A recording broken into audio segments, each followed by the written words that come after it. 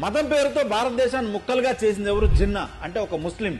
రామ మందిరాన్ని పగలగొట్టి మసీదు నిర్మించింది బాబర్ అంటే ఒక ముస్లిం. గురు తేజ్ బహదూర్ తల నరికిన వాడు ఔరంగజేబ్ ఒక ముస్లిం. కాశ్మీర్ లో పండిట్ల హిందువుల నరమేధం చేసిన ప్రతి ఉగ్రవాది ముస్లిం. ముంబైలో బాంబు పేలులకు పాల్పడిన వ్యక్తి దావూద్ ఒక ముస్లిం. భారత పార్లమెంటుపై దాడి చేసిన అఫ్జల్ ఒక ముస్లిం. గోధ్రాలో కరసేవకులను సజీవ దహనం చేసిన ప్రతి జిహాదీ ముస్లిం. 26/11 హిందువులను తూటాలతో కాల్చి చంపింది ఎవరు? కసబ్ ఒక ముస్లిం. అమర్నాథ్ యాత్రను నిషేధించాలని డిమాండ్ చేసిన గిలానీ ఒక ముస్లిం.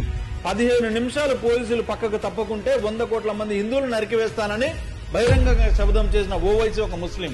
ఈ సందర్భంగా నేను చెప్పేది ఏంటంటే, గోమాతను కోసుకు తినేవాడిని, వందే మాత్రం పాడని వాడిని, మన త్రివర్ణ పతాకాన్ని తగలబెట్టిన వాడిని, లవ్ జిహాద్ పేరుతో మన ఆడపిల్లలను చంపేవాడిని, ఈ దేశాన్ని నాశనం చేయాలని ఆలోచించే ప్రతి దొంగనా కొడుకును తగిన సమాధానం చెప్పే విధంగా ప్రతి హిందూ యునైట్ అవ్వాలి, చైతన్యం అవ్వాలి. ఎందుకంటే అఖండ భారత్ నుండి విడిపోయిన ప్రతి ముక్క ముస్లిం దేశంగా మారిందన్న విషయం ప్రతి హిందూ గమనించాలి. ఆ ముస్లిం దేశాల్లో హిందువులు కనీసం బ్రతికే పరిస్థితి లేదు. మనలో చైతన్యం, ఐకమత్యం రాకపోతే కాశ్మీర్ లో, బెంగాల్లో లాగా దేశం మొత్తం ప్రాణాలు అరిచేతిలో పెట్టుకుని పరిగెత్తాలి. పరిగెత్తే రోజు వస్తుంది. కాబట్టి మన భవిష్యత్ తరాలు హిందువులుగా ఉండాలంటే, మనం హిందువులుగా మనగడ సాగించాలంటే మేలుకో హిందువు మేలుకో. ఈ వీడియో కనీసం 10 మందికైనా పంపించండి. హిందువుల్ని ఏకం చేయండి. జై శ్రీరామ్, భారత్ మాతాకి జై.